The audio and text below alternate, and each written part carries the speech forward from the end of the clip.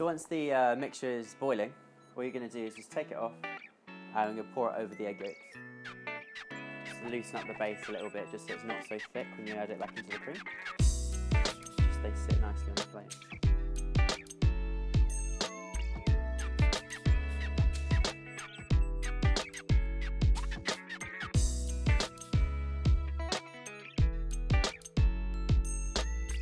So it becomes nice and airy and thick.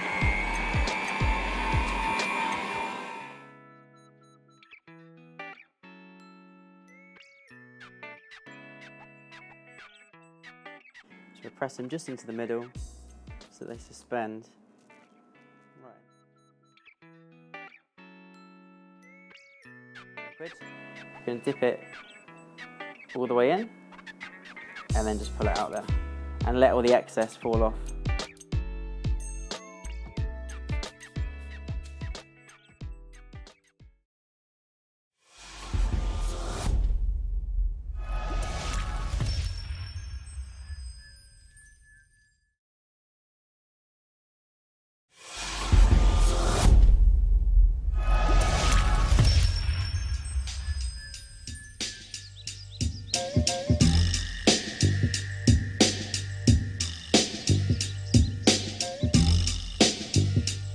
I've worked in 9 different kitchens in my career, and everyone has their own recipe or version of a plated Black Forest gateau.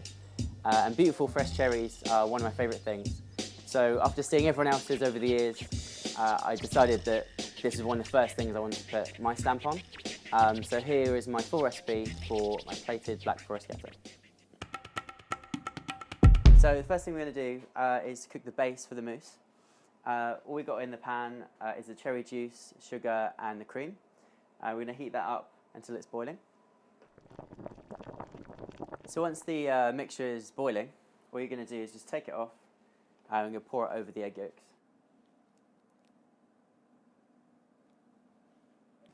And then we put it back in the pan and bring it up to 82 degrees. So that's now come up to temperature to 82.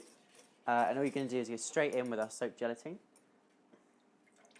and then just dissolve that gelatine into your mix.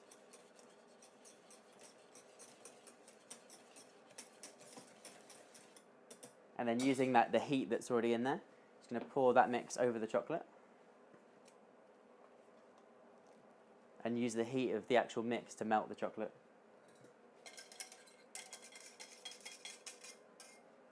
So once it's all emulsified, all we're going to do is just cover it with cling film and then leave it to cool down to 31 degrees, which is the perfect temperature to fold in the cream. So the next thing we're going to do is just to whip the cream quite lightly. If you over whip the cream and it's fairly thick, then what you're going to get is just a split mousse. But if you really under whip it, all you're going to do is affect the consistency of the mousse. So pop that on the machine.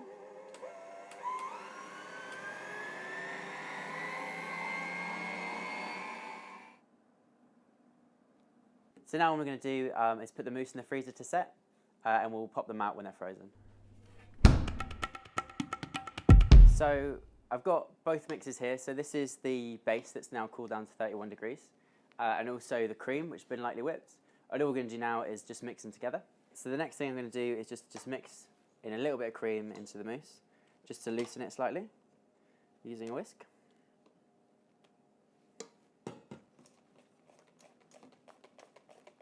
To loosen up the base a little bit just so it's not so thick when you add it back into the cream.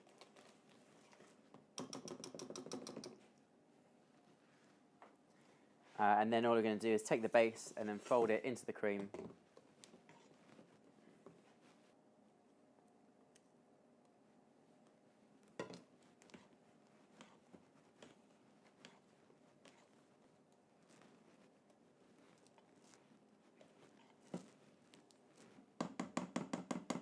So all I'm going to do is just fill up my piping bag with the mousse.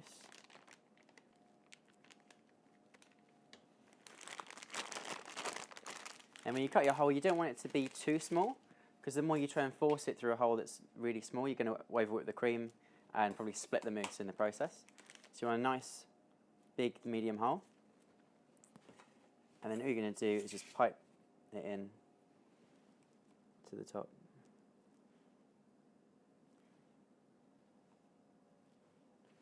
And I'm just going to smooth over the tops of the palette knife, just so they sit nicely on the plate.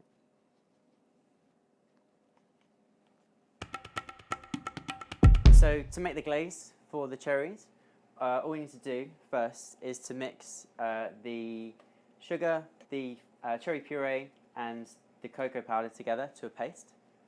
We do on the stove so it's nice and together.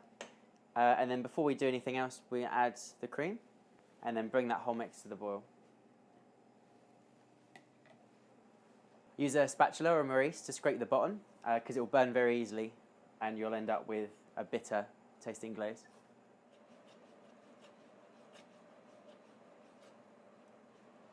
So next I'm going to add the gelatine. You're just going to pull the pan off and let it cool down slightly before you add the gelatine, as not to denature the proteins inside. And you really want to make sure you squeeze out all of the gelatine so you're not adding any extra water into the mix.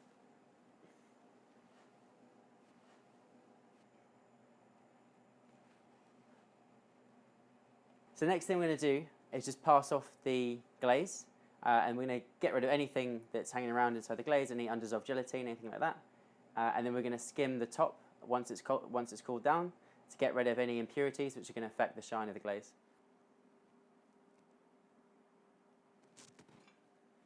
So now that the glaze is cooled, just slightly, all we're going to do is skim the top to take off any bubbles or impurities that will affect the shine of the glaze. So the next thing we've got to do is the crumble for the cherry dish. We've got all the dry ingredients here in the bowl of the mixer with the paddle attachment, and then just the melted butter in a bowl on the side. And all we're going to do is just mix the two together to a crumb.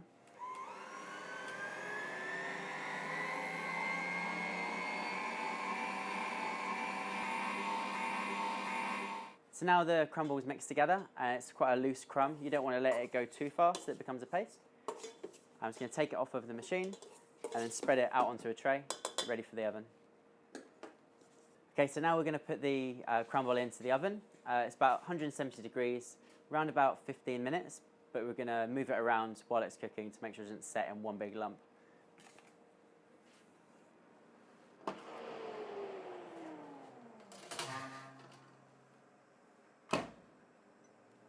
So now the crumble's been in for about 7 minutes, and you just need to make sure you move it around during cooking, make sure that it doesn't stick together in one big clump.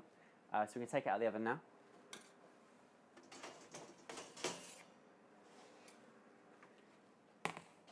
And just mix it up a little bit, just to make sure it doesn't set in one go. And then we're going to pop it back in the oven for another 5 to 7 minutes.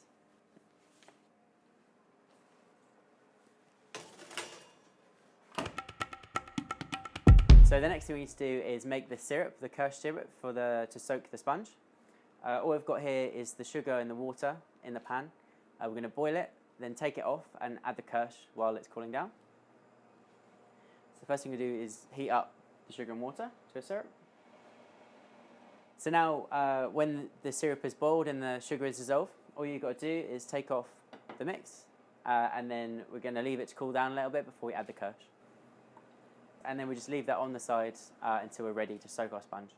So now the time has gone off for the crumble after the second time it's been through the oven. All we're going to do now is just take it out and leave it to cool.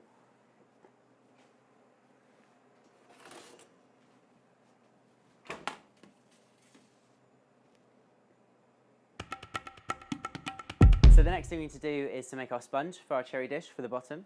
All we're going to do first is to make a French meringue. And then we're going to make the same kind of thing with egg yolks as well. We fold them two together and then fold through our dry ingredients. So the first step we need to do is to make our French meringue. I've got egg whites on the machine here, and I'm going to whisk them until they're starting to foam. We're going to drizzle in the sugar and then keep it going until the meringue is nice and thick and glossy and aerated.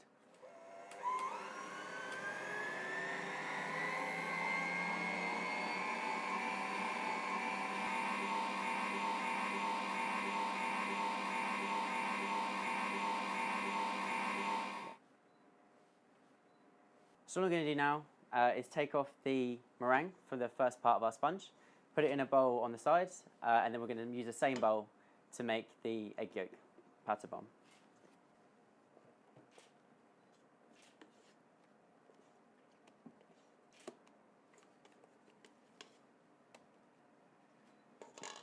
So now all we're going to do, we've taken the first meringue out of the bowl and popped it on separate. Now we're going to use the egg whites to make a kind of a sabayon. All we're going to do is pop the egg whites sugar together in a bowl and leave them to whisk up until they're nice and thick.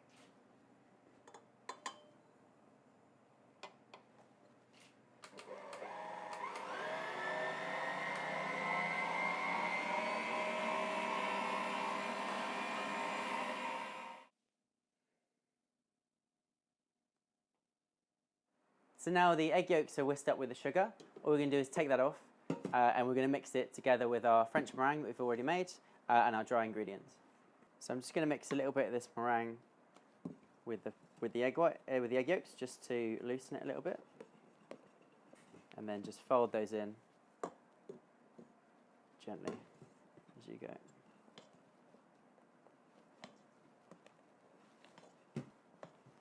And then when the egg whites are almost into the mix, then you're going to start to drizzle in your dry ingredients. You want to try and get all of the stuff in as quickly as possible so that you don't over-mix it and knock all the air out. Try a nice light mix so there's lots of air bubbles in there and soak up all of that kirsch syrup we're going to soak in. And when you've got all of that dry ingredients through, and the mix is nice and smooth, all we're going to do now is just spread it onto our tray and bake it through the oven. So now what we can do is just spread our mix onto our tray before you bake it through the oven. You use a long palette knife and just smooth out to the edges, trying not to overwork the mix too much. So now what we're going to do with the sponge, now it's spread out on the tray, is just to pop it into the oven at 160 degrees.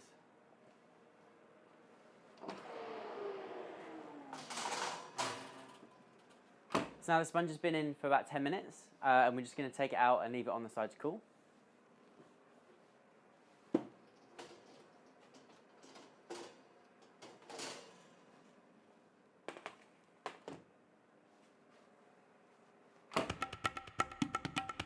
So now we're going to make the Chantilly cream, which is basically just a sweetened vanilla cream for our cherry dish. I've got in the bowl the cream, a little bit of scraped vanilla, and the sugar, and we're just going to whip that up until it's nice and stiff and ready to pipe.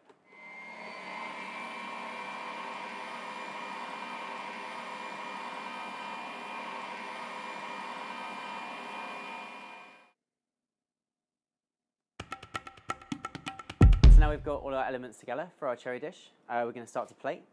We've got a glaze for our cherries, which we're going to pop out of the freezer, our mousses. Our sponge, which is going to be soaked in our kirsch syrup.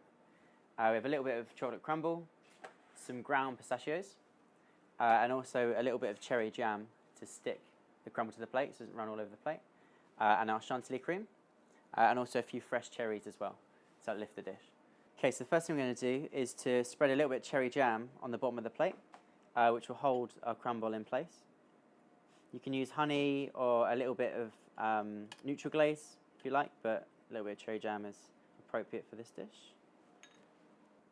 So we're just going to soak our sponge in our kirsch syrup.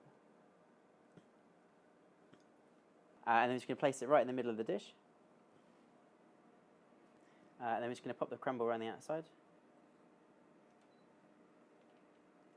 to level out with the sponge.